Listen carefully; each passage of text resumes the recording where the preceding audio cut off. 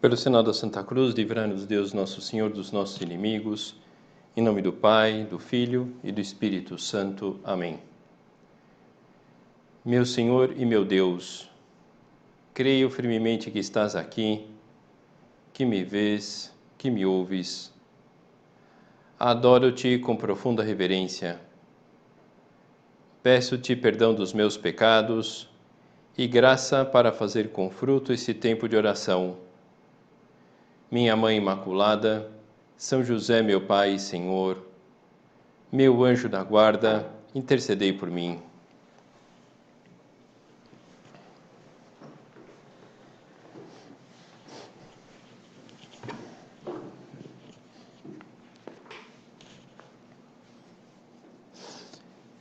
Nessa semana, a Igreja comemora a festa de São José Maria. Então, eu queria trazer algumas ideias que talvez possa ajudar e ver como esse santo pode ter uma influência na nossa vida e, no sentido mais abrangente, na vida da própria sociedade. Eu queria trazer aqui para ilustrar a descoberta dos traços da figura desse santo. Eu queria trazer aqui uma experiência que foi feita em 1966, em setembro, concretamente, de 1966, onde houve uma proposta de pintar um quadro, de retratar São José Maria num quadro.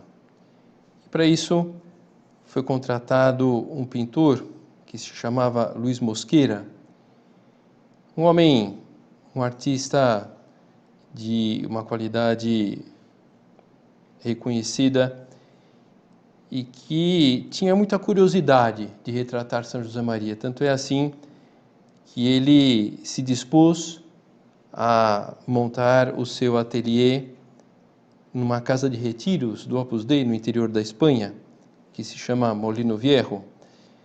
E montar lá o seu ateliê para poder pintar o retrato de São José Maria.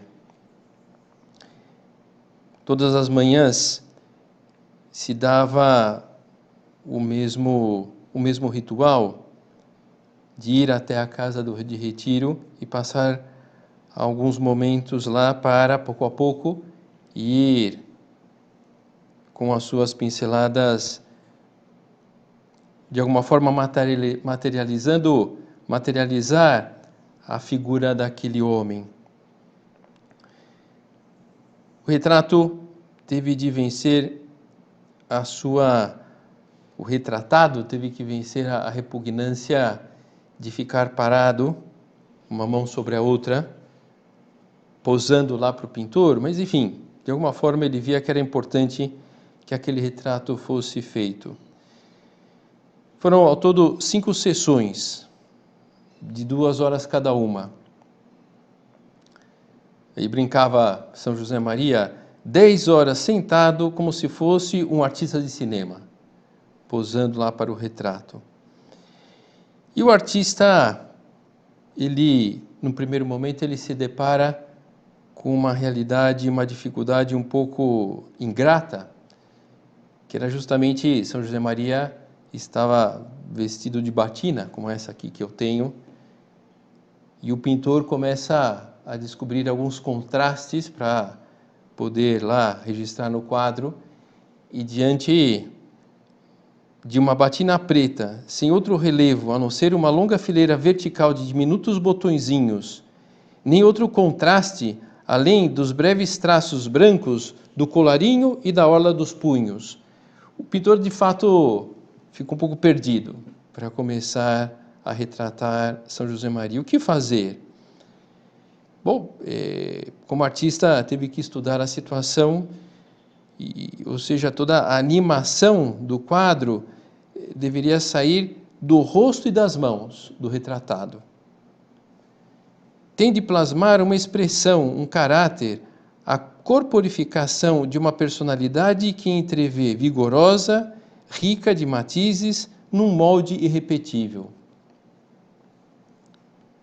O pintor, ele sabia que precisava retratar um santo de carne e osso, com os seus contrastes, um homem maduro, um homem que transmitia jovialidade, um homem sacrificado, curtido pela dor, mas alegre, uma pessoa com a cabeça em Deus e os pés bem assentados na terra, um grande intelectual, mas sem frieza, um homem elegante, mas sem rebuscamento, rijo, mas sem asperezas, um homem de paz, mas lutador. Ele tinha percebido tudo isso em São José Maria e ele queria retratar. Era um retrato. Ele queria que o retrato fosse o mais fidedigno possível à figura, à personalidade daquele homem.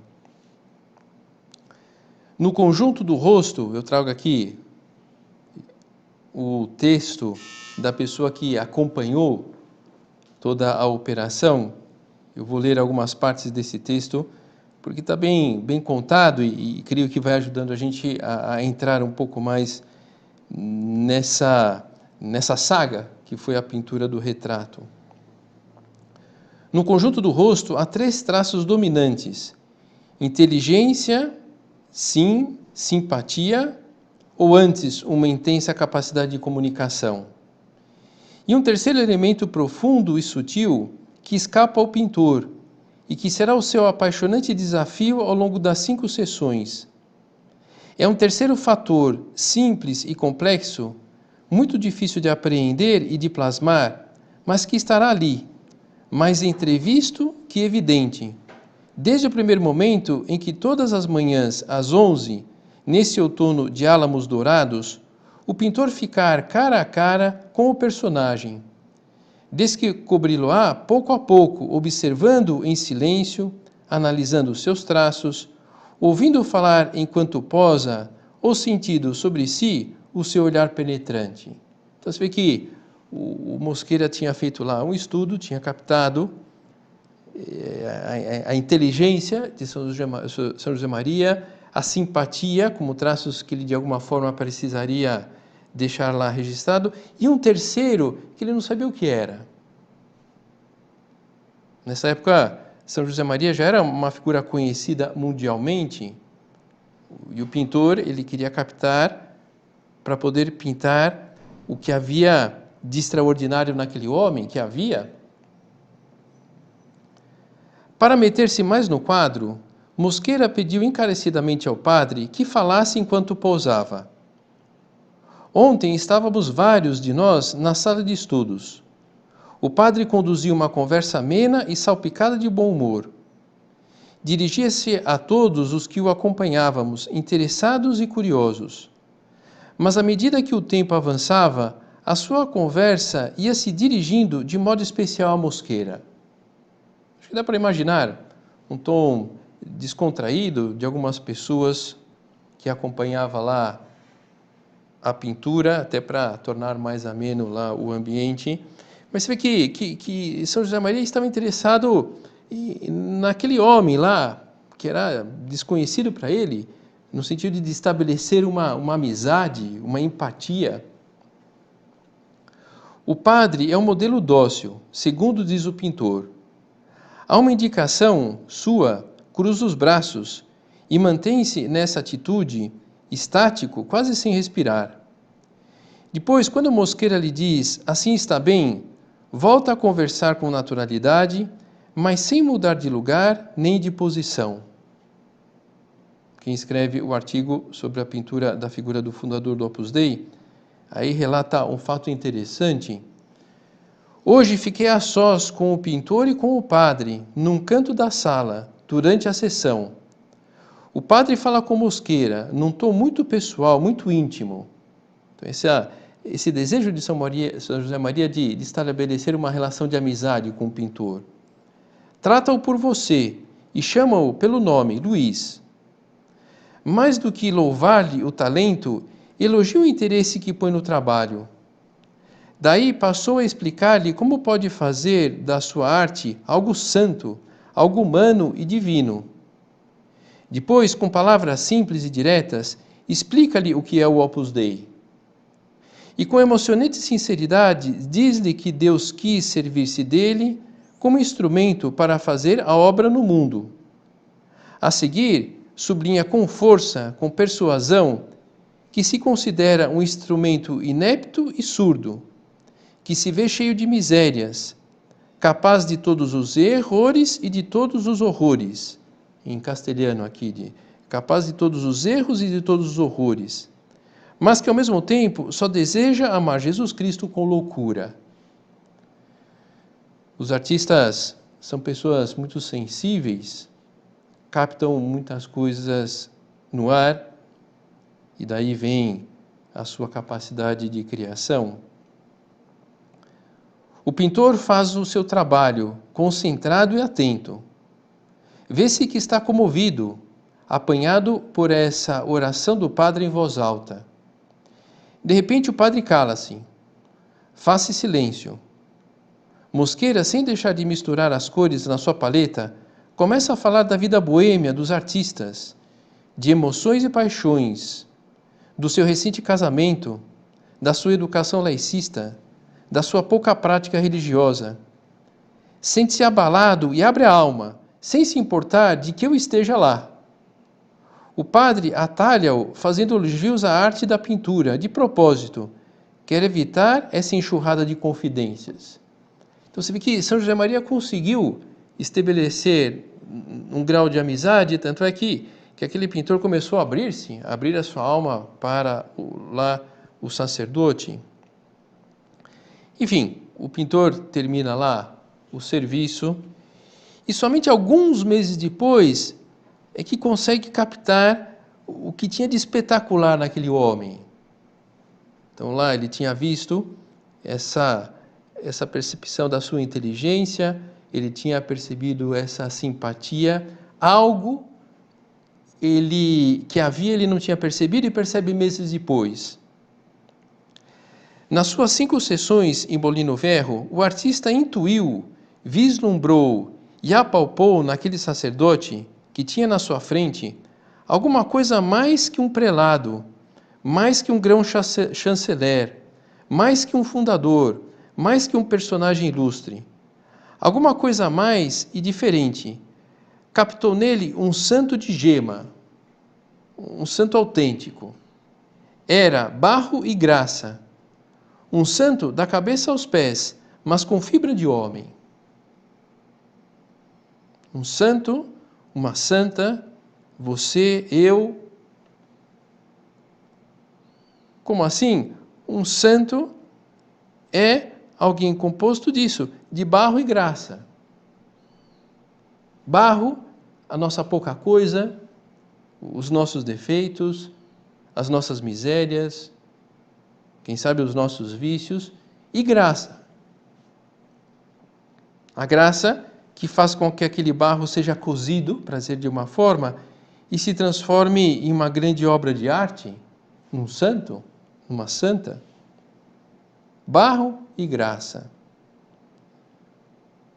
As pessoas, em geral, eu creio que vários de nós também, vivem pendentes de novidades.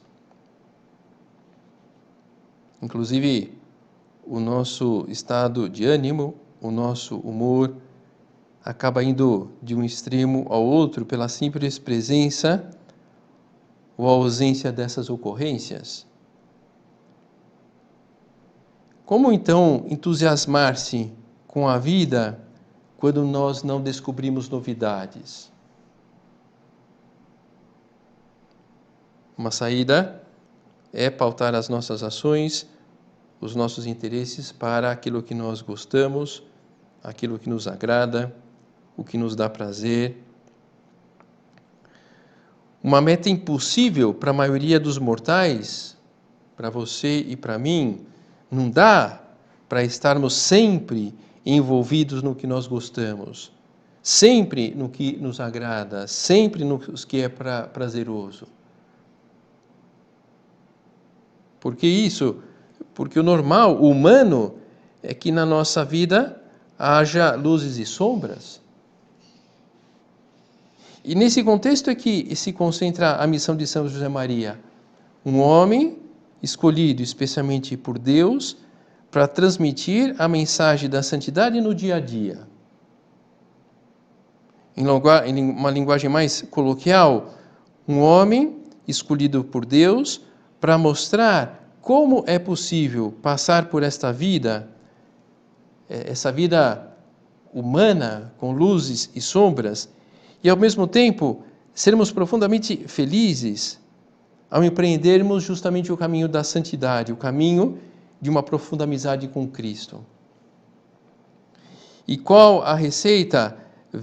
Conseguir enxergar nessas miudezas das nossas atividades, naquelas coisas aparentemente sem importância, um meio para sermos santos. E não suportar essa vida monótona, aguentar essa falta de novidades, o quanto antes livrar-nos dessas coisas repetidas, essas coisas repetitivas que temos que fazer no nosso estudo, no nosso trabalho, e que a gente tenta fugir, porque humanamente falando é chato. Creio que o nosso dia a dia, muitas vezes, poderia ser comparado a um jogo de futebol sem graça, aqueles que termina 0-0 e você se arrepende de ter passado lá 90 minutos com a esperança de que saísse um gol. Pois bem, como São José Maria explicava, temos que conseguir dar emoção a essa lenga-lenga de jogo. E isso se consegue lutando por alcançar a perfeição cristã, que acaba sendo um caminho para a nossa santidade. O que veio mostrar São José Maria, melhor, o que Deus quis que São José Maria mostrasse, Nosso Senhor mostrou para ele, e ele transmitiu para as pessoas, que o segredo é santificar as ações vulgares e comuns de cada dia. Poxa, mas podemos perguntar como pode ser isso? A santidade não é somente para aqueles que se dedicam a feitos heróicos, para aquelas pessoas que arrastam multidões e acabam mudando o mundo. É o que durante muito tempo as pessoas pensaram. Por isso que durante muito tempo o ideal de santidade estava longe do horizonte das pessoas, porque é muito complicado esse negócio. Quando São José Maria esteve aqui no Brasil, ele teve uma reunião assim com gente jovem, e nessa reunião ele dizia o seguinte: parece-te pouca loucura dizer que no meio da rua se pode e se deve ser santo? Que pode e deve ser santo o homem que vende sorvetes num carrinho, e a empregada que passa o dia na cozinha, e o diretor de uma empresa bancária, e o professor da universidade, e aquele que trabalha no campo, e aquele que carrega malas às costas, todos chamados à santidade.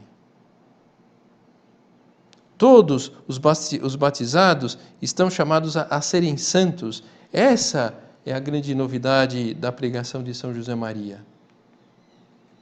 Que Deus quis contar com ele para isso. Que, na verdade, é uma novidade, porque fazia tempo que não se falava disso no âmbito da igreja, mas, no fundo, é um eco da pregação do próprio Jesus. É ele que começa com essa história no Evangelho, da santidade no meio dos afazeres da vida ordinária, cotidiana. Poucos anos depois, a mensagem pregada pelos apóstolos continuava a ser a mesma. Com São Paulo, por exemplo, a vontade de Deus é esta: a vossa santificação. A grande dificuldade, que leva inclusive a pensar que a santidade é uma loucura, está em identificar santidade com espetáculo. Isso era uma coisa que inclusive São José Maria não gostava muito. Nunca me agradaram essas biografias de santos que com toda a ingenuidade, mas também com falta de doutrina, nos apresentavam as façanhas desses homens como se tivessem sido confirmados na graça desde o seio materno. Não, as verdadeiras biografias dos heróis cristãos são como as nossas vidas. Lutavam e ganhavam, lutavam e perdiam. E então, contritos, voltavam à luta. Não é assim a nossa vida? É muito confortadora essas palavras. As verdadeiras biografias dos heróis cristãos são como as nossas vidas. Lutavam e ganhavam, lutavam e perdiam. Não é por isso que estava tudo acabado. Pedir perdão e voltar a lutar. O que Deus quis mostrar através da fundação do Opus Dei é que a santidade não está no acúmulo de vitórias, não está na abundância de êxitos, mas na luta. Uma luta que comporta aspectos positivos e outros que não são assim tão louváveis. Afinal de contas, o santo, a santa, é barro e graça. São José Maria dizia que a mensagem do Opus Dei era uma realidade velha como o Evangelho e como o Evangelho nova. O que São José Maria queria com a fundação da obra era mostrar, por um querer divino, ele sabia que ele era mero interlocutor, que o cristão comum pode ser santo. Uma loucura velha como o Evangelho nova, algo verdadeiramente revolucionário. Se isso ainda chama atenção hoje, na década de 20, de 30, mais ainda, que é o momento onde nasce o Opus Dei, um momento em que reinava a mentalidade de que somente os padres e as freiras tinham alguma chance de serem santos de verdade. Uma mensagem que é velha como o Evangelho, no fundo, é materializar de alguma forma, através do Opus Dei, aquilo de Jesus: sede perfeitos como o vosso Pai Celeste é perfeito, que nós encontramos no Evangelho. E como na época de Cristo e dos primeiros cristãos, o cristianismo, ainda hoje, e assim será sempre, é fermento destinado a fecundar e transformar o mundo. Não é verdade? Creio que nós temos essa experiência como uma pessoa boa, ela transforma o ambiente, como uma pessoa boa na família, como uma pessoa boa no trabalho, como uma pessoa boa nas relações sociais. Ela transforma, ela levanta o ambiente, ela enriquece o ambiente. Imagine então um santo, uma santa.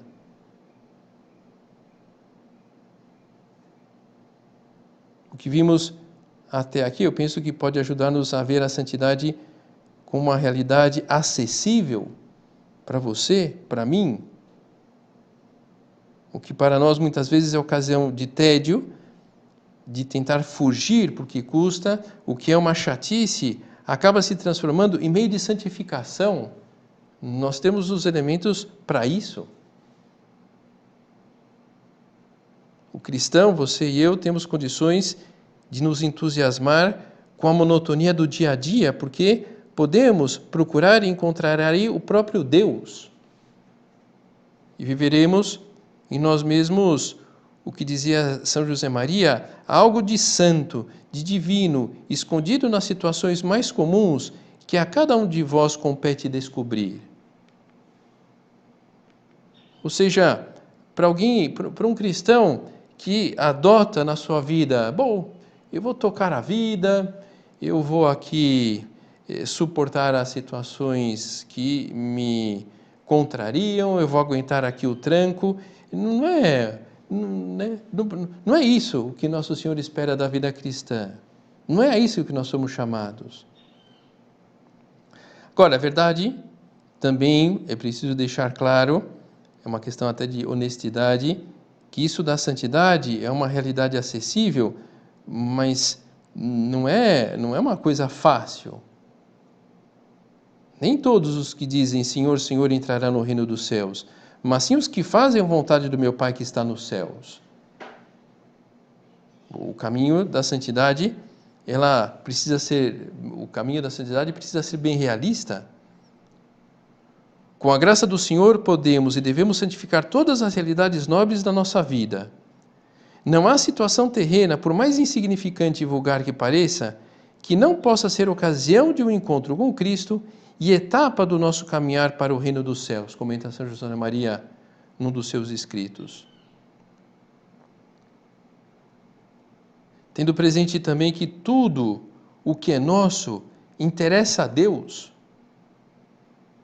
Nossos trabalhos interessam a Deus, nossas tarefas interessam a Deus, nossos amores interessam a Deus.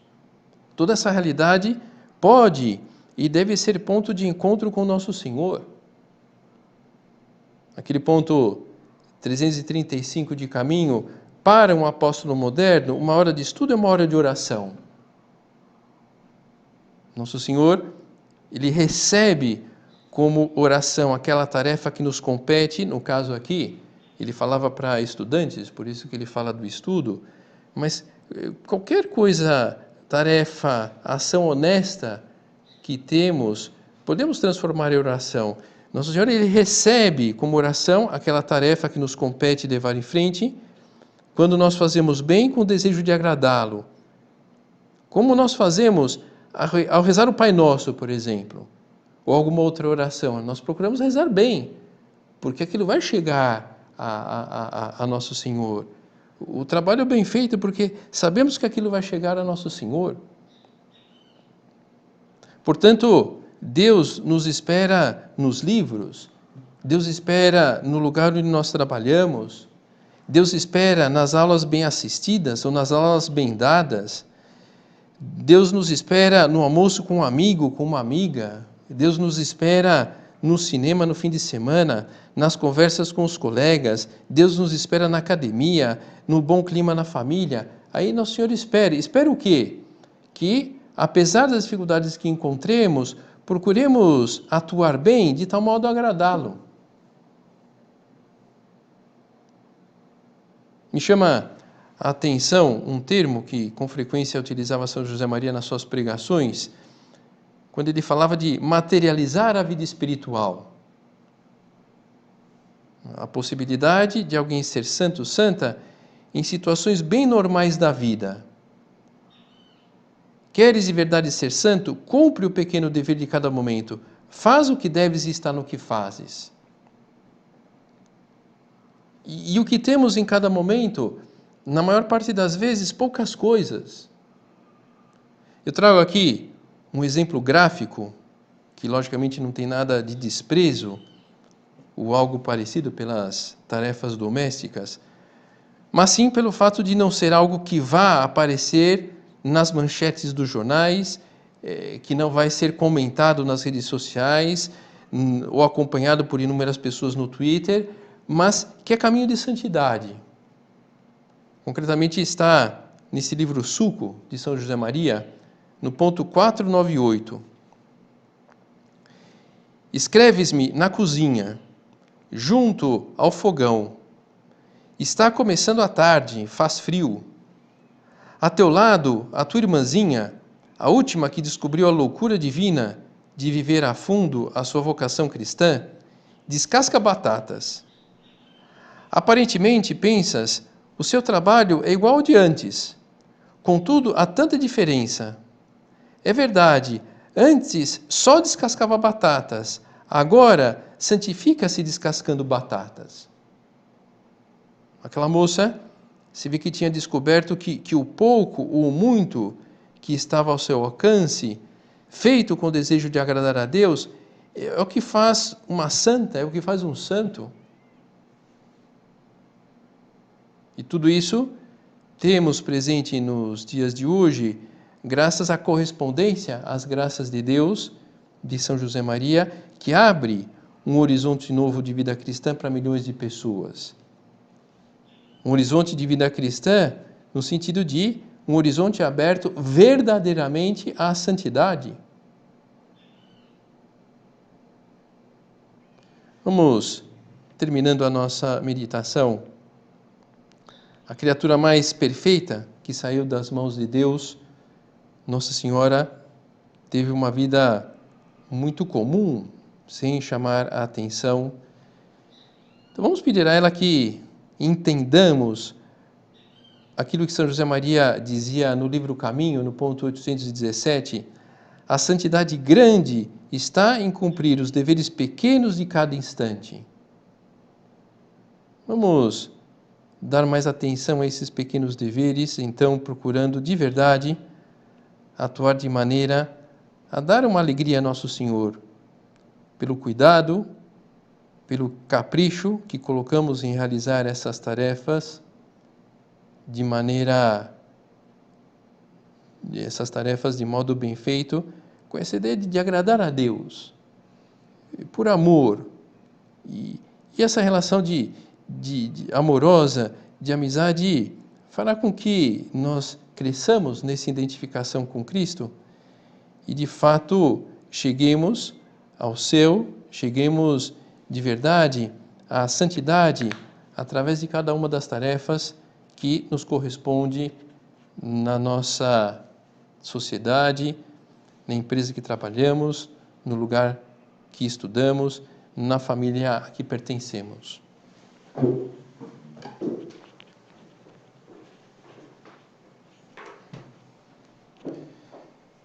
Dou-te graças, meu Deus, pelos bons propósitos, afetos e inspirações que me comunicaste nesta meditação. Peço-te ajuda para os pôr em prática. Minha Mãe Imaculada, São José, meu Pai e Senhor, meu anjo da guarda, intercedei por mim.